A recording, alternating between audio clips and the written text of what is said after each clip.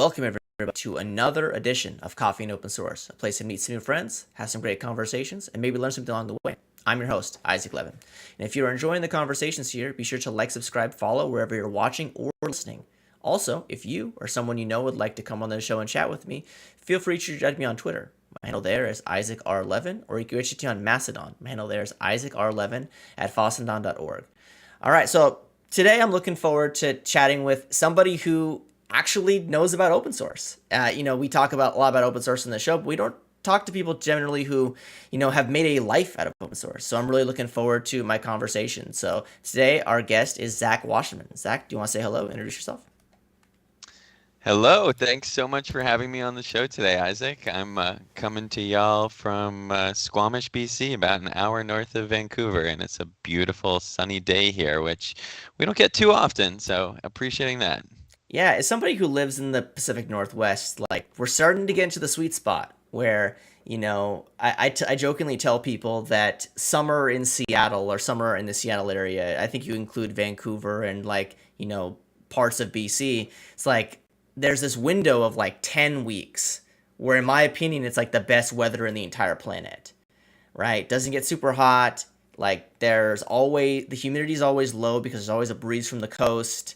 And in general, like with all the things that you can do outdoors, like you can do all of them without like perishing from like, heat stroke, right?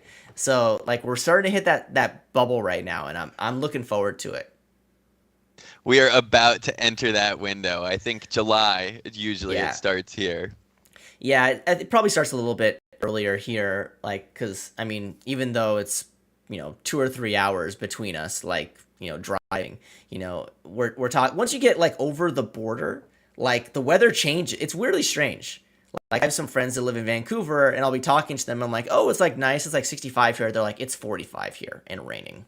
I'm like, okay, well, they won't say 45. They'll tell me whatever the Celsius equivalent is of 45. But great. Like, I'm looking forward to chatting with you. Do you want to just give a quick intro as to kind of who you are and all that great stuff, and we can go from there?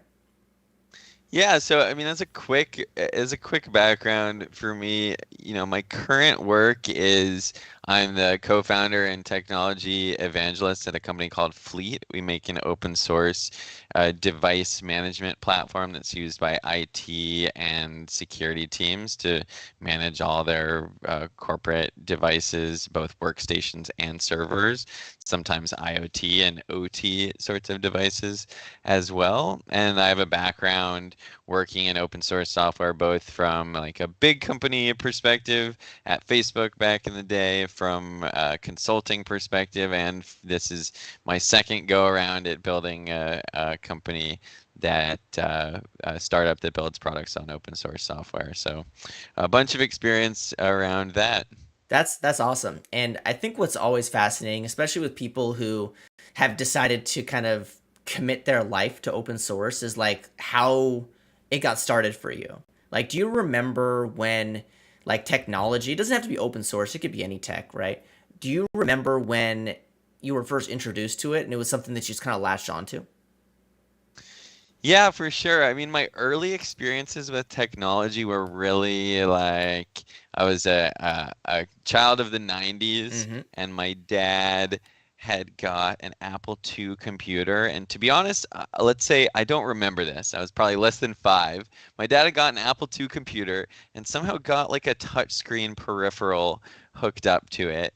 And he was getting me on the computer. And my dad, I wouldn't say he was certainly not an engineer, and I wouldn't even really say a technologist per se, but he was an enthusiast, the kind of Mm. person who liked gadgets and loved technology. And I think I learned a love of technology from him in that way. So I started out on the Apple II, and was also a young nerd before nerds were cool, I Sure. think. Yeah. Um, but I was a young nerd growing up in the Bay Area, close to Silicon Valley, and I liked to read the newspaper, and it was the dot-com boom, and I was reading about the formation of Google and entrepreneurship and technology, and I was using technology and all of that. And even before I really understood what it was, I developed a desire to get into kind of software and entrepreneurship. Yeah, that's fascinating. I think, one of the things that I find interesting about like that little origin story you gave is like, I just imagine, and this is probably not even close to accurate, but your dad kind of like, I can't. There's a TV show, I can't remember. It's like where the dad is always tinkering with stuff, but he's got like a normal job, right? And like the garage is full of just miscellaneous nonsense. Like, any counter has stuff. Like, was your dad very much like in the tinkerer kind of world where he's just very curious, and that curiosity kind of was given or handed on down to you? Yeah, I think that definitely was the case, and he did just have a totally normal office job, and but he liked to tinker and he liked to play with the gadgets. Another thing that comes to mind is remembering probably some years after the touch screen, but going with him to a brick and mortar computer store and buying a graphics card that had some sort of connection that allowed us to hook up our VHS camcorder Yeah. to it, and hopping on a very early version, probably late 90s at this point, of something that was basically chat roulette. And I remember at about 1 frame per second, probably like 160 by 320 resolution or something like that, chatting or video chatting with a stranger on the internet. So this is the kind of thing that my dad was into, not Nice. necessarily oriented towards utility, but just oriented towards the interest in technology and what could be done. Yeah, that's fascinating. Like you just reminded me of like there was a point in time where like a huge selling point for video cards was like the fact that they have a TV tuner built into them. So like you could like you could hook up like it just seems so wild to me. Like we lived in this world where like everything was so analog. Like you had to have a VHS tape or like eventually a DVD or coaxial cable for everything. And now it's like you talk to people that are, turning into adults now or have been adults for a couple of years and it's like everything is like you buy the TV, you hook it up to the Wi-Fi, and then all the content is there. So it's pretty fascinating like how we've gone like in a very small amount of time from like you need to carry all of these things around to I know I just need like a TV or a phone or a laptop. Yeah, that's all great. Like so obviously you kind of, dad was cool, at least to you, right? Who knows if dad was cool to everybody else, but and so you're watching all these things you're doing. Like when did you realize because he didn't like this was a hobby for him. He didn't do this as a real job. When did you realize that you can like make a career and like make money with tech? Well, yeah, I mean that was again later in the 90s Yeah. when I had learned to read at this point. Sure, fair enough. So still young, but I got really into reading the newspaper. Yeah. And again, for those young people who only ever grew up on an iPad, like we had physical newspapers Yep. being delivered to our house, and for everyone else who's in their 30s or older is going, yeah, duh. Yeah. But yeah, we had physical newspapers delivered to our house, and it was the San Francisco Chronicle, and they were talking about Silicon Yeah. Valley and the dot-com boom, and I can't say I really got it, but Mm-hmm. I clearly got the message that like this is a way that you can make money, and people are doing exciting stuff, and nerds are becoming heroes Sure. Yeah. in Yeah. this way. And Yeah. so I still didn't have a good idea of really what it meant, but it had given me the inspiration to say I want to be a computer scientist, and Mm-hmm. like be a computer scientist. I think even now, looking at that, it's like, well, what does that mean? Like be a professor Yeah. of computer science or something, Sure. do computer science research.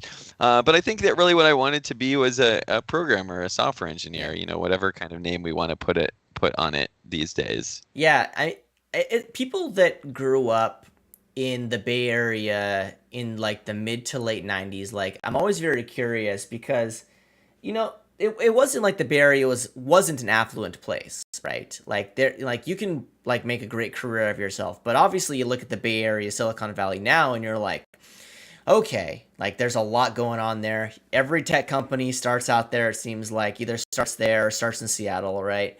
Or, how that affects kind of the whole sociological, geopolitical thing, right? I'm curious, like, if was it pretty clear to you? I mean, you're reading it in the newspaper and you're hearing about Google and you're hearing about Yahoo and you're hearing about these companies that were huge at the time, right? Like, did it really resonate with you that it's like, oh, like, there's probably tons of opportunity out there to, to quote what you're saying earlier, like to be a nerd, right? Like, and it wasn't something where there was like, did people realize it in high school? It's kind of what I'm trying to figure out because, you know, at least when I was in school, like when I started to look into tech, I just realized very quickly, like, this is the thing. Like, I'm not interested in anything else. So, like, if this doesn't work out for me, like, I'm going to have to get a job doing something that I would rather not do. like, and I'm gonna commit my entire quote unquote young adult life, like going to college and learning all this stuff, hopefully that I get it, right? Did you have that same internal struggle, or were you very much like you picked up things pretty quickly, like your first programming class, you're like, oh, this isn't hard? I mean, relatively, right? Like, was there challenges for you initially, or did you pick up on it pretty quick? Oh yeah, I mean it was a total mixed bag. So looking at my first exposure to programming, so there I was with parents who were ignorant, let's say, Sure, sure. of the realities of building Yeah. technology. So they either my dad or my mom or maybe both took me to the bookstore, Barnes and Noble Yeah. or Yeah. something at the time, and we went into the technology section and I picked up a programming book, and that book was How to Learn Perl. And so I'm like Quite a I'm page like turner. Woo. yeah, quite a page turner. I'm like 9 years old, and I think I've read like the back cover or something that says like Perl is an incredibly useful and powerful programming All language, like true. great for All everybody to true. learn. Nope, not the second Yeah, part's not true. First part true, second part not true. yeah, right. And my Yeah. parents, again, being Yeah, sure, well-intentioned but sure. ignorant, probably were like, sure, of course we'll buy you this book. And so, I think I was probably in fifth grade or so, or fourth grade, and I probably just wanted to make games, like Sure. Yeah. like you said, Yeah. like everyone. And I did not make it far in that book. Yeah. Needless to Yeah. say, I did Yeah. not make it far. Text processing was not riveting for me at that age, Yep. and I don't think I saw how it would add up to anything that I actually did care about. So that was my initial foray, and it didn't go anywhere. I was lucky enough to go to, live in Berkeley in the Bay Area, close to Silicon Valley. And when I got to high school, there was programming offered at my Yeah. school. And that was initially C++. plus plus. It used to be that the like AP computer science exam was in C++. plus plus. Mhm. So my first year of high school, we learned C++, plus plus, and I don't remember it being that hard. Now I look at C++ plus plus and I'm like, this is the hardest thing Sure. ever. Yeah, yeah. See, yeah, I think object-oriented programming it does a great job of showing you like the very basic entry level. You're like, oh, that's not hard. But then like that jump from basic to intermediate is like, oh, like memory management and all these like, okay, like I'll be the first to admit, way outside of my ability. Like I look at C++ and I can read it because it's it's similar to Java, it's similar to C Sharp, it's similar to TypeScript, whatever, right? I can read it to an extent. But if someone was to ask me, okay, to like, can you write a program that does this in C++? I'm like, nope, cannot. Like, I can have Chat GPT help me, right? Um, yeah, like, and I just want like the thing you said about Perl. It's so funny because like my first introduction to Perl was in college, and I remember vividly a teacher. He said, we're going to learn a couple of different languages in this class. And we're going to start off with the ones, like, we're going to start off from, like, absolute misery to something that's actually useful. Because I want you to understand, like, different languages are good for different jobs. And we started out doing Perl, and I could not stand it, right? And then we moved on to Ruby, and I'm like, okay, this is a little bit better. And then we finally got to Python, and I'm like, yeah, there we go. Like, I realized, like, okay, this makes a ton more sense to me. Um, like so you mentioned C++, right? Like obviously C++ is great, but like as a utility, like there are other languages that suit better jobs. Like when did you realize like that okay, there's these other languages out there, but like some languages are better for solving some problems more than others. Yeah, I think that journey took a while. Yeah. So, while I was in high school, they switched from C++ plus plus to Java for Mhm. the AP computer science. And so we switched to Java. And meanwhile, I also kind of through a friend got involved with some research at UC Berkeley where we were solving board games and writing implementations of board games and Mm. having having the system sort of traverse through the tree of all the Sure. possible outcomes, all the possible moves, and all the possible outcomes. And we did some C for that. And I think at the time I still didn't even really understand like the idea that there were different Yeah. languages. It was just fumbling and fumbling until getting through to an implementation that worked. And I think the other thing that I didn't really learn early on was how you get to actually doing something that was closer to a product, let's say. You know, Yeah. it really was computer science. It was like, let's implement some sorting algorithms. Sure. Let's learn object-oriented programming, that kind of stuff. And I remember the first time I tried to actually do something was then in university. I participated in a hackathon. This was like really early Sure. hackathons, I think, before people even knew how to sort of guide beginners into Yeah. doing something useful.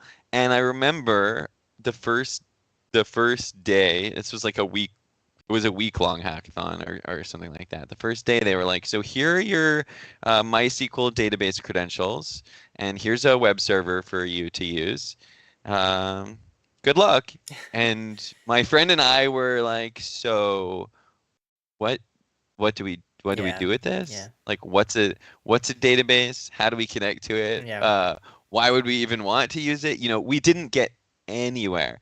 And it wasn't until a little bit after that when I discovered Python and and there started being more tutorials online, or maybe I just found them Sure. and there was uh, more guidance towards beginners doing things that had user interfaces, that were web apps in Sure. particular, and that kind of thing, was when I really started to see like, oh, there are these different layers, and and you don't really focus on all the layers at once. You kind of take the abstractions that are necessary for the task that you're trying to do. So yeah, at the same time that I was learning more about all the different layers and learning about, I studied computer science, and we were learning about hardware and how transistors turn into gates and gates turn into a CPU Yeah. and that kind of stuff. I was also learning Python and how you can ignore all of that completely, let that out of the window and build things that have a utility at a much higher level. And I found both interesting, but that was what really started to illuminate me towards all these different layers and places that it's possible to focus. Yeah. I mean, I resonate a lot with that. I have a good friend who uses the anecdote. It's like, well, some people, if you want to take cars for an example, like some people want to rebuild an engine. Like they want to know all, they want to, have grease up to their elbows. They want to do all the stuff. They want to do all the tools. And there's some people who just want to order an Uber. And technology is like that, and there's all these different abstractions or layers that people can decide that they have the most interest in, right?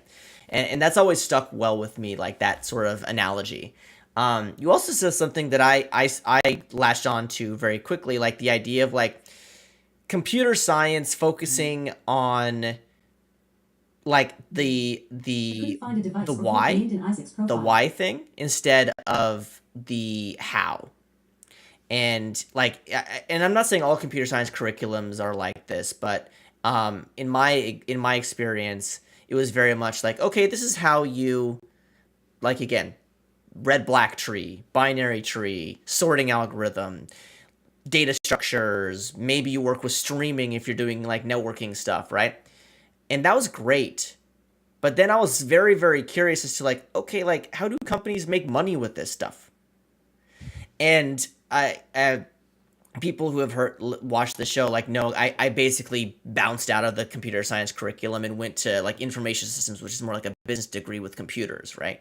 Because I was more fascinated with like the how does technology solve problems than like how does technology make sand very, very smart. How does like sand do all this crazy stuff? I was less concerned about that, even though it's still fascinating to me. I was more interested in like how does Isaac use the problem solving skills that I have to use technology as a tool to solve those problems. Were you of a similar boat? Not saying you jumped out of computer science, or whatever, but was you more curious on the how than the why? Would you say?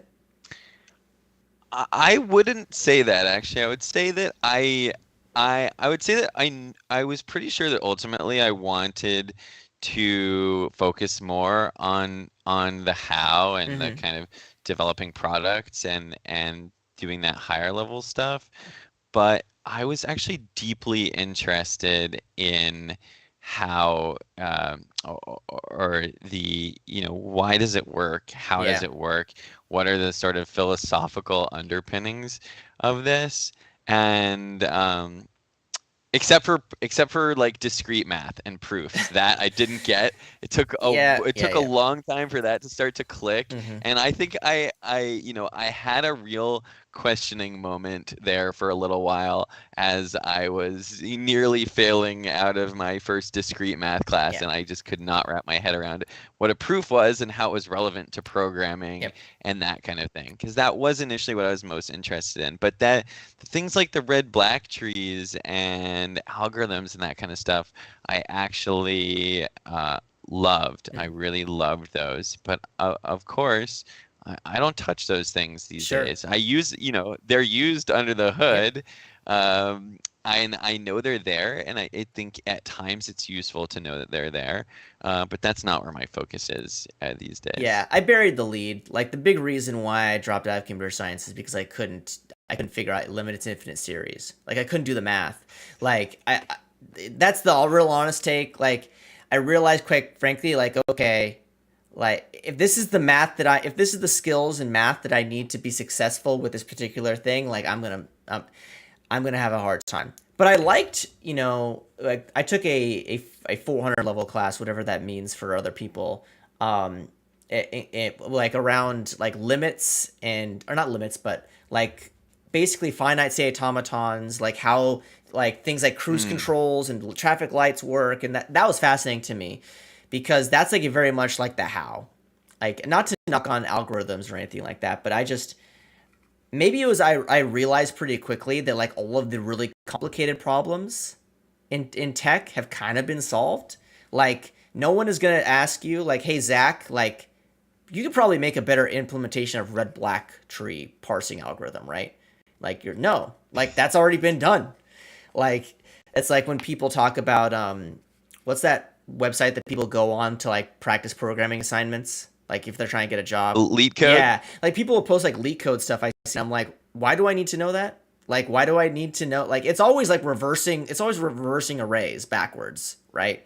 Like it's always that. It's like, yeah, you just okay, I don't like it just seems like it's especially in the world that I live in where look, most of the stuff we build is forms over data, and or we have some data source that we need to like get insights or expose that data in some way.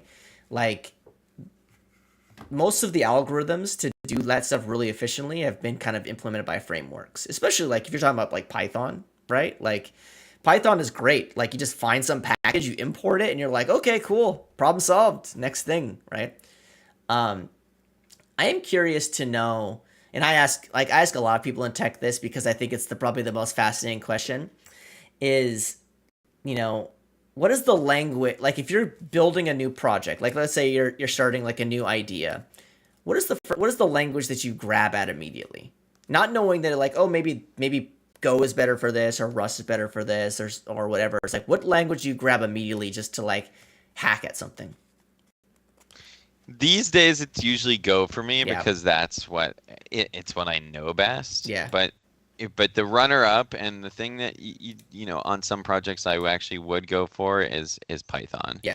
And having a REPL and being able to just kind of play with the code is something that I've always really valued, and certainly lots of languages have that, but Python Yeah. is the one that I know, and Python is has all of that amazing stuff, included all those great data Mm-hmm. structures and algorithms, and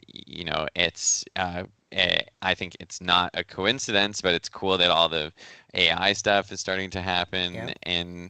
in Python, and there's all this scientific computing and just such flexibility there. So I am a big fan of Python, but usually it is Go that I'm reaching for in the present day. So let me ask you this question then. Like, so I have an 8-year-old, and they want to learn how to write code because they see me do it, right? Um, I'm genuinely curious. Like, if you were like, doesn't have to be an 8-year-old. It could be a 15-year-old or even a 25-year-old. If you were to point somebody at a language and like this is the language that you should probably learn first because of its accessibility, because of its opportunity for you to be able to build things quickly, it's not a dead language. Um, you know, would you recommend Python to folks, or would you recommend something else?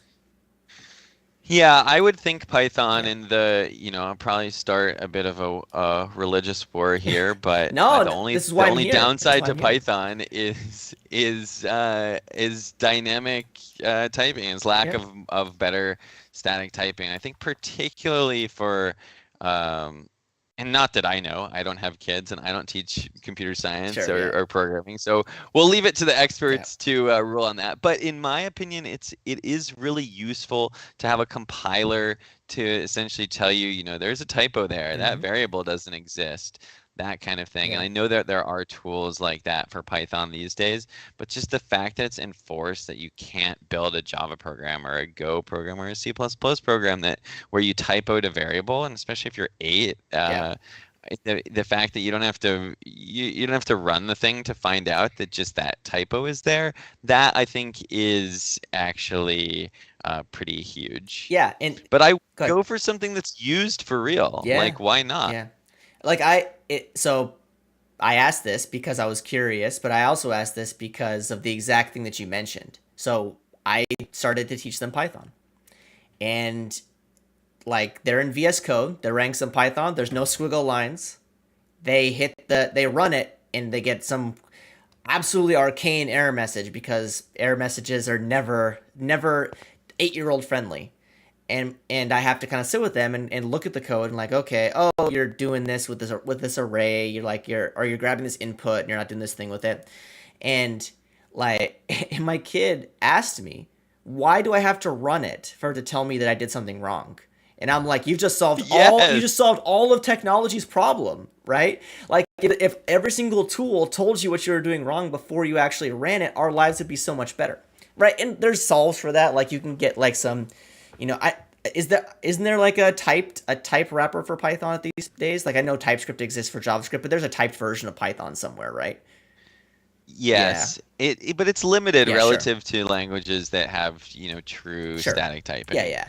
So, but it was just funny that like my 8-year-old got it. And I was just like, I mean, I guess that's great, but also like this is probably the I'm not going to teach you Java or I'm not going to teach you C sharp. Like I guess I can teach you JavaScript, but like there's a lot to unpack there, right? Like, and they're just like doing silly things like they're making quizzes. Like, Yeah. and like I just want them to understand like the like what loops mean, what conditionals mean, whatever, right?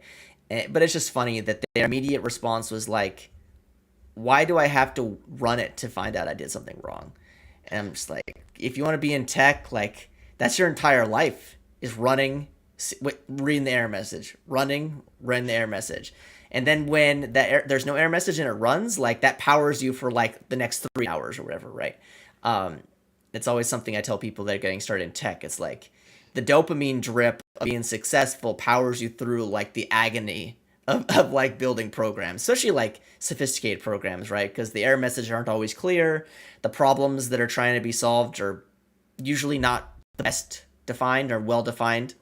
Um, and I just find it fascinating in general, like why we put up with so much of it.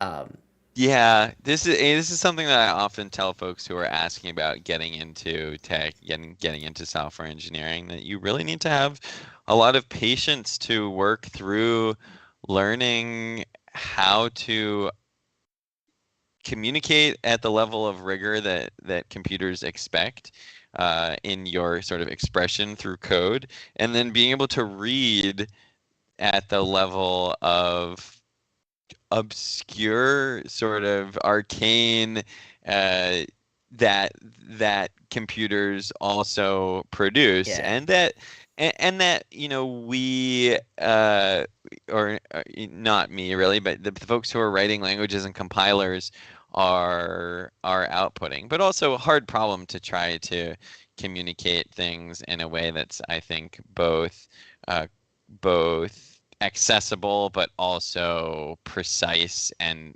rigorous in the way that it needs to be for sort of professional level use. Yeah, like to call back to like the like we were talking about earlier. Like you talked about like a Perl book, right? Like there's a point in time in our lives as technologists, if we've been doing it for a while, where the only source of truth was like going to the bookstore and buying a hopefully up to date copy of like the latest programming language, right? And now like there's copious amounts of content online for you to consume, and it gets almost to the effect where it's almost too much information, and a lot of it's not factually correct, especially like if you look at blog posts, they could be outdated or whatever. um, I'm genuinely curious, as somebody who has navigated tech a while, like what is the best, like if you need to learn something new, like what is the best way that you, Zach, learned something new? Is it, spinning up an editor and just like going through a tutorial? Is it like trying to like, oh, I have an idea for an app, I'm gonna try it in this approach? Like how do you usually try to learn new things? Yeah, I mean, I think both of the examples that you provided there are really good ones. I think you do in order to learn in a somewhat unstructured way, you need to have a baseline level of knowledge. And so I think that, years into my journey, certainly I'm able to kind of look at some basic documentation, install something, and then try building a project. But I think that early on, looking at tutorials and that kind of thing really makes a lot of sense. But you also, I think you need to understand, or it's helpful to understand your motivations so that you can tailor your learning towards what your goals are. If you don't know what your goal is, then how is that work that you're doing and the time that you're investing actually contributing to an outcome that you care about? It might not be. But there's a total chicken and egg problem here as well, where how can people even understand what kind of goals are possible, Sure. and how Yeah. can people understand whether what they're doing is aligned with those goals? But I think this is also where, in the 2010s, people discovered, well, people don't need computer science degrees to do programming. Like, let's Hmm. do this thing that we'll call boot camps, where we Yeah. teach people in 6 weeks Yeah. how to start working on web apps. And that's actually worked really well. Like, there was a bit of a boom and bust there, but I think that a lot of people did get their start through boot camps and did figure out that you could do useful things without these immense levels of background knowledge. And I think just getting bootstrapped in some way into being able to kind of derive satisfaction and create utility goes a long way towards people being able to continually like level up and build out the background that I think ultimately a lot of the fundamentals are really useful to learn. And I think that some of the most effective engineers, regardless of whether they learned it in university or whether they self-taught, do know a lot of that kind of stuff. I can't agree more. I think that there's a specific archetype from a personality standpoint of people that are going to be successful in quotes in tech. And I think one of the things, like I've talked with people on this show about, people who have, went down the boot camp route. And I think one of the things that has struck with me as with the people I've talked to, whether they got started traditionally, like through university, did a boot camp, or completely self-taught, is that once they exhausted the immediate question, they would have more and more and more questions. And I think that the ever growing like curiosity is what powers technologists. Not to say that you can't be successful in tech if you really just don't like tech. Like you can make money and be good and have a fine life, and that's totally cool. But for the most part, at least the people that I talk to and the people that I engage with, like if I'm speaking at a conference or whatever, there are people that like they see tech as just this ever evolving thing that they just don't understand and they want to learn more and more about. Would you agree to that, or would you say that there are, you don't have to be curious to be successful in tech? I think that's fair, but it's like it's not a requirement to continually evolve your learning. Yeah, I mean, I think that it is a requirement to evolve your learning if you want to grow in your career. And I think that, um, that doesn't necessarily mean like pioneering new technologies Yeah, or something like that, but it means not doing the same thing over and over again. It means growing your skill set. And I think that there's also an expectation from folks within the software community that people do grow those skills. And so if you're not doing it, it's my suspicion that eventually it is going to be harder to find that next job. sure. Now, how much truly novel innovation have we had in the last, like, say 15 years since I got my start in this? I'm not going to claim that there's been like a massive amount of new innovation. I mean, we've seen LLMs, for example, pop up recently. I think that that it, LLMs it's wildly impressive what they're doing now, but it's kind of an iterative improvement on the things that folks have been doing. Sure. And so I think it does represent just sort of like iterative growth on the work that everyone's doing, and then to get into it just represents an iterative growth on the skills that everyone has. So I think that yes, learning is necessary, but it doesn't have to be, we don't all have to be great pioneers, and but we do have to have patience Yeah. and dedication. Yeah.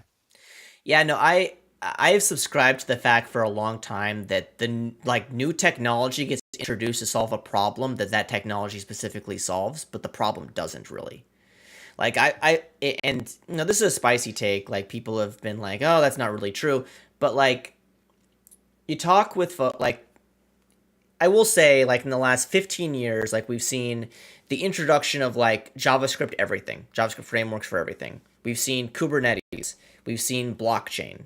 We've seen now like we're going down this path of LLMs, and you know, yes, they solve problems, but I don't think, at least in my opinion, that the problems that they solve are the problems that everybody has.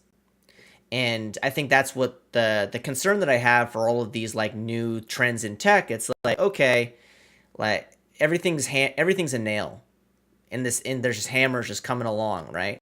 Like, does that mean that you need Kubernetes and LLMs? Like, probably not. If you're building line of business apps that nobody uses other than like a couple of actuaries at an insurance company or whatever, like you don't need any of that.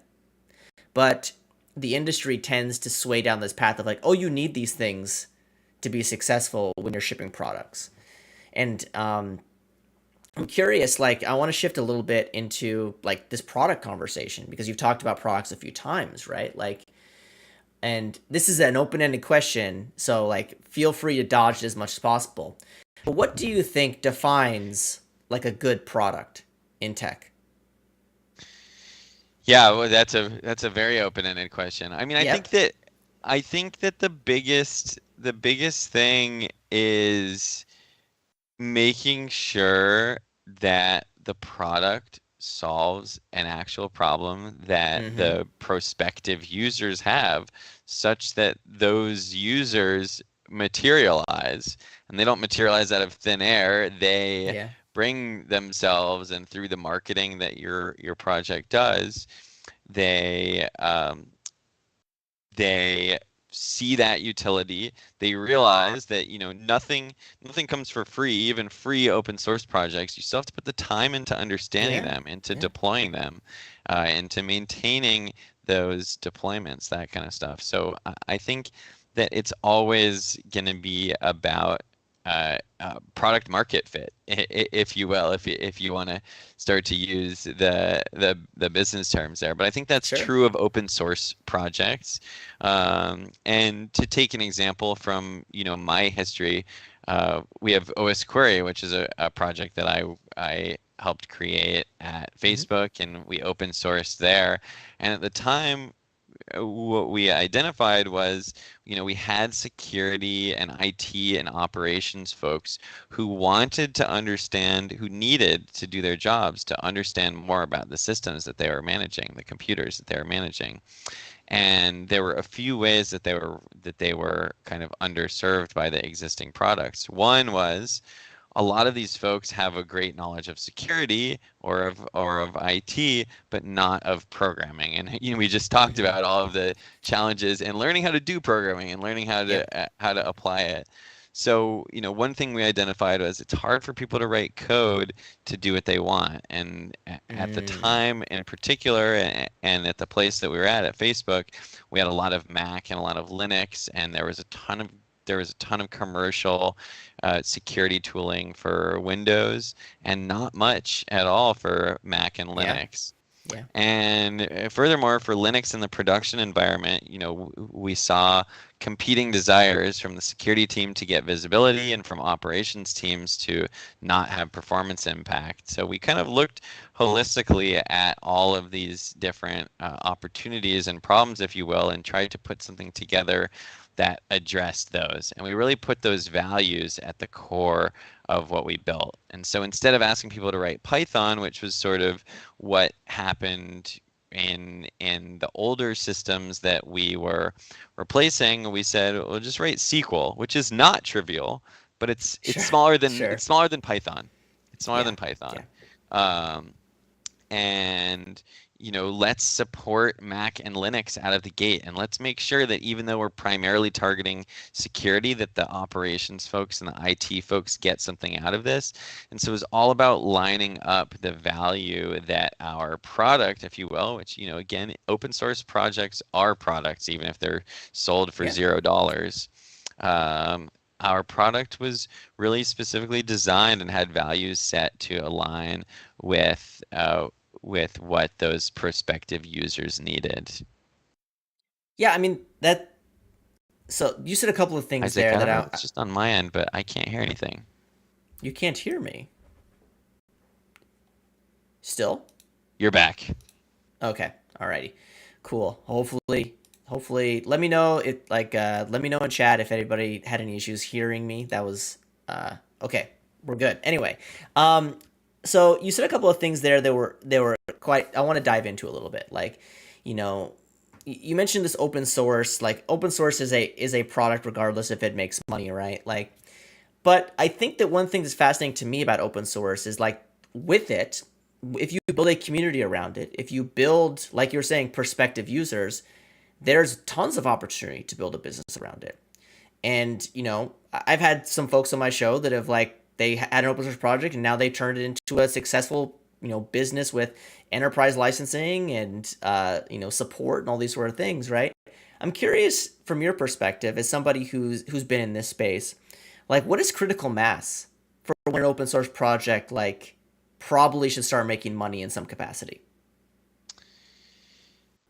Yeah, that's a really interesting question, and I think it depends on what you mean by making money in some capacity. Because I Sure, think that I sure. think that one or two organizations using it is enough to start to build a revenue stream for a consultant, a Mm-hmm. sole maintainer and consultant. And I've been through that journey with both OS Query and Fleet, my current company, where I've been one of the one of the only, if not the only, sort of professional consultant out there.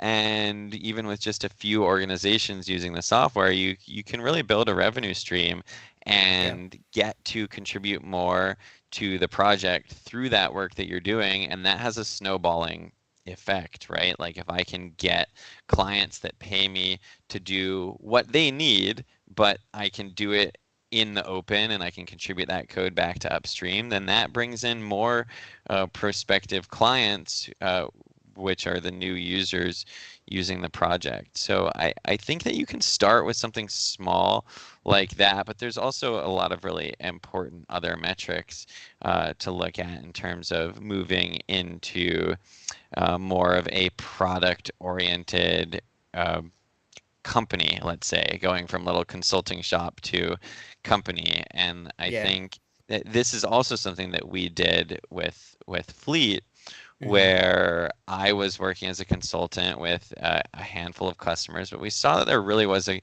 community who wanted to use this, and there were clear sort of repeatable problems that those folks were trying to solve with it.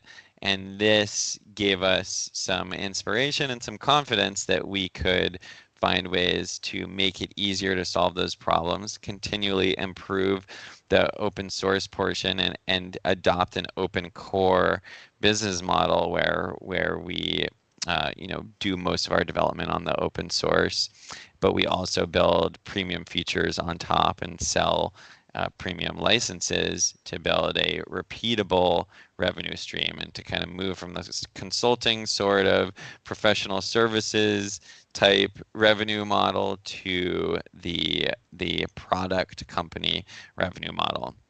And this is something that when we did was really deeply inspired by our initial investor, who is Sid Sijbrandij, the CEO and founder of GitLab, which I Mm-hmm. think is, one of the most successful open core companies out there. And Sid Yep. kind of pioneered a lot of philosophy around this idea of open core that I think is one of the more sustainable business models for open source. No, I mean, I appreciate that. I appreciate your thoughts there, specifically around like it's squishy, right? I think it really not to use the your mileage may vary or it depends, but it's very true. I you mentioned Fleet and like the idea of you're it's a small thing, it's solving a problem, there's some revenue stream behind it, but then it turns into something much bigger. Like, do you want to talk to me a little bit? Like, first, like, let's talk about what Fleet is, and then we'll talk a little bit about the problem that it solves and how you came about to the idea of like, there's enough need for this. Like, let's turn it into something a bit more than just a couple of little consulting hours and here or there. Yeah, so Fleet is an open source or open core, if you want to be more precise about it, platform for managing computing devices, specifically within organizations. There are a handful of folks that run it on their five computers at home, but mostly we're talking organizations with hundreds or thousands or hundreds of thousands of computing devices. And Fleet essentially combines the open source agent that I helped build at Facebook that I mentioned, OS Query, Mm-hmm. which Yep. runs on Mac, Linux, and Windows. Fleet combines that with a server that coordinates those agents across up to hundreds of thousands of computers to start to get to more of the insights and more of the full solutions that folks on security and IT teams need. And so some of that higher level stuff is things like MDM, where you manage the whole life cycle of a device, like let's say a Mac laptop that someone gets Sure. shipped. The first time they open it up, they get to the welcome to Acme Corp, Yeah. Yeah. log Yeah. in with your credentials and get all the default software installed and get onto the corporate network. So from problems like that to problems like vulnerability management in security organizations, where they want to be able to see all the software installed across all their servers and laptops and identify which of those pieces of software have the worst vulnerabilities, and then go and fix those. So Mm-hmm. we've sort of taken the raw capabilities of the agent and the ability to coordinate that across a lot of devices and started building out these higher level use cases. Yeah. No, that's great. And I think anybody who has worked in system administration in their career, right? Like managing or help, like even people that work in help desk, like managing devices is a joy, and I mean that in like the most loose form of the word joy as possible. So any tool that's going to help me get a better understanding and give me insights as to like all of the things that exist in my corporate network and what their levels of vulnerability are. And not like, oh, do they need patches, but like what soft like is there, are they using packages as a part of their programming model, or are they using extensions as a part of like whatever their VS Code or PyCharm or whatever, right? Like if they're using tools that could potentially put a company at risk, like flagging those without tools is a full-time job, right? So, my only concern with tools of this nature, and I'm going to ask this question, is like the onboarding cost. Not like from a monetary perspective. I'm talking about from a time and effort perspective. As somebody who got into observability very, very early in the observability world, and like you had the same concept where you had agents and then you had like core hosts that basically was the consolidation of all of the agent telemetry, right? Not a very turnkey solution, I guess you could say, right? And I'd love to kind of hear like it, does Fleet have mechanisms in place to make it a bit more turnkey, or do you really have like that super high level, you know, configuration knob where you kind of need to get in there and tweak things to the level that you need specific on your business needs? Yeah, I mean, we've always focused on convention over configuration, but Yeah. especially with our roots being in open source and being stuff that people want to tinker with and hack on and Yeah. make sure that they can address any custom use case they have, we try to do both. We try to strike a Mm-hmm. balance between, we're going to push down the right conventions that you need, but we're going to let you get access to everything. Yeah. And in particular, the way that we've tried to address this is made it much easier to kind of package and install the agent and be able to manage the configurations remotely. A big thing that we see in a lot of organizations is it's hard to get software installed or configurations installed, particularly when you have a number of different business units and that kind of Mm-hmm. thing. So we've focused a lot on get it done once and then be able to manage anything else that you could ever need to do from the central console. And that Yeah. means that a security team that doesn't actually manage the deployments of all the different servers across the organization and probably doesn't manage the deployments of workstations either can go to sort of the teams that they work with, get that package installed once, and then the security team or whoever is going to manage the system can do everything that they need to do from the central console.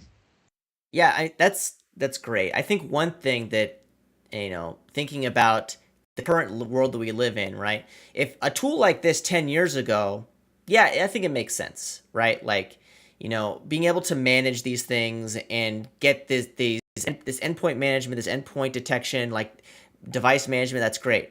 But I think now we live in a world where, look, you can have people that are in Seattle, you can have people that are in Vancouver, BC, you can have people in Bulgaria, you can have people in Australia, right? With different levels of network connectivity. Like now these tools are almost are I mean, it's not fair to say this, but I'm going to say it anyway. They are a requirement in a lot of regards, right? So like tell me how, you folks have tried to address like the remote worker problem in the effect that like you can't guarantee that their laptops have access to the internet at all times. You can't guarantee that their devices are, again, like talk to me a little bit about the remote story and how Fleet can really help there. Yeah, and you talk about these things are a requirement, and sometimes literally they are through like the compliance frameworks. For example, Yep. you take SOC 2, which is something that even like seed stage startups now are trying to Yeah, do it's SOC 2 crazy. because it's kind of a requirement for them to sell SaaS products to their customers. So, SOC 2 is going to require that you have an MDM solution, that you have visibility into the configuration state of your workstations and your servers and that kind of thing. So it is literally a requirement.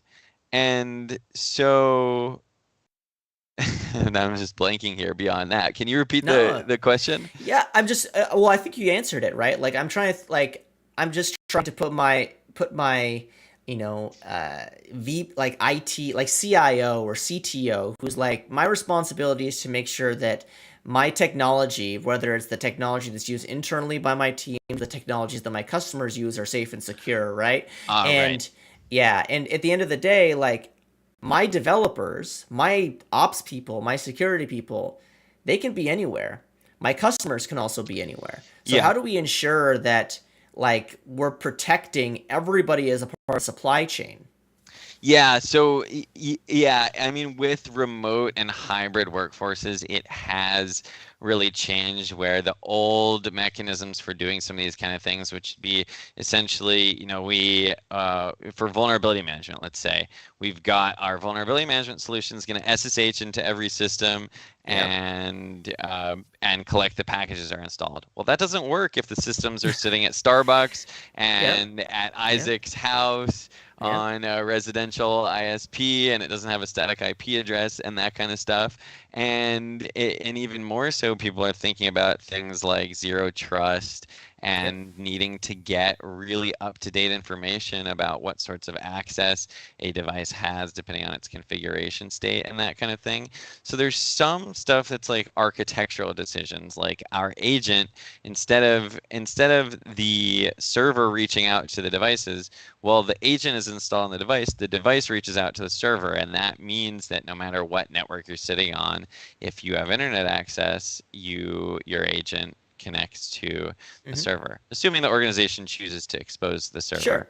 Sure. in that way. So there's stuff that ranges from kind of architectural decisions like that to more product decisions where we make it really easy to configure. These are the policies that I want to either enforce or monitor, and then be able to get that data into my other systems. So if I want to trigger automated remediations or if I want to file tickets in my ticketing system, because organizations are complex and the Yep. requirements that they want to fulfill are becoming increasingly complex. And I would say our deployments are also becoming increasingly complex as we have more different kinds of devices and more places where those devices are living and networking and that kind of thing. And so this is again where we're trying to become a platform where there's conventions that help to cover all these kind of things, but there's also configuration access for folks to enforce whatever they want and to try to get deployed across the widest range of computing devices within their organization. Yeah, I think where I want to kind of wrap up as we talk about Fleet is, I'll just say it. You're not the only player in town, right? And like I think that there are a lot of offerings out there, some by enormous companies, some by scrappy little startups that actually see the problem and they can really rapidly put together solutions and they don't have to deal with the huge weight of being an entire organization.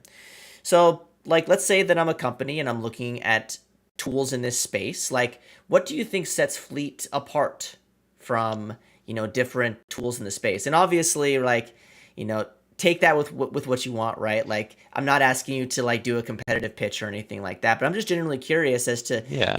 one of the person who lives and breathes it. What are some of the things that you can think of?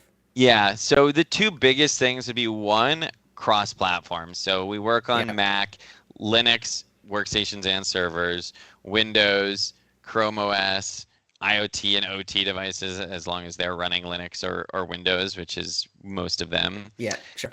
So that's huge, cross-platform, and being able to have these capabilities across everything.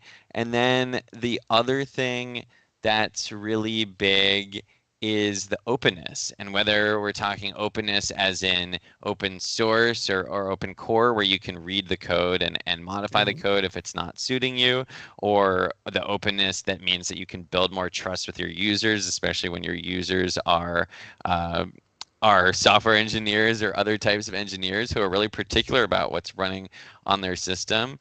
And it's also openness in terms of just the way the product is built, where uh, um, there's like a menu bar application that works on Mac, Linux, and Yeah. Windows, where people can see what's being collected on their system and how can they get involved with securing or configuring their system to the organization's policies and that kind of thing. So I think both the cross-platform nature and the openness are things that are big differentiators against the sort of biggest players in the space. And that's where those are the things that are really helping us gain market share against those folks.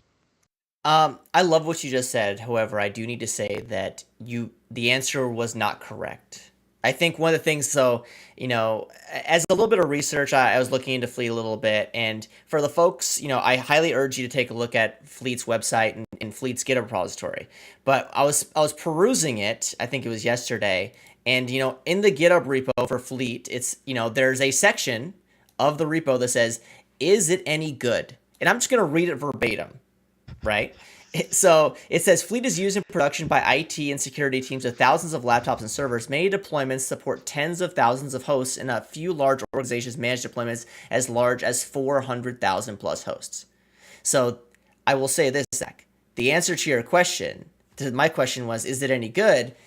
Like that verbatim, like answers the question for me. So like kudos to you and team for being able to solve that problem because it is not trivial, right? Like we talked about like the remote effect, we talked about just the tons of attack vectors that exist in this space, right? And the ability to provide some solution at scale is quite impressive. So I want to like that's great. And I think, as we wrap up, like, it's this has been an interesting conversation. We've talked a lot about how you got started. We talked a little bit about like kind of what your areas of interest around tech and open source, and we kind of finished up about like where you see there being tons of opportunity to solve problems that a lot of people honestly like it's too much work to do it yourself. And I'd like to, ask you as we wrap up and you can kind of summarize, you know, what we've talked about for like the last hour or so and, add an additional sprinkling of any flavor you want. And you only add like a word or two to kind of the feeling that you think about as kind of requiesce on this conversation. What would those words be for you?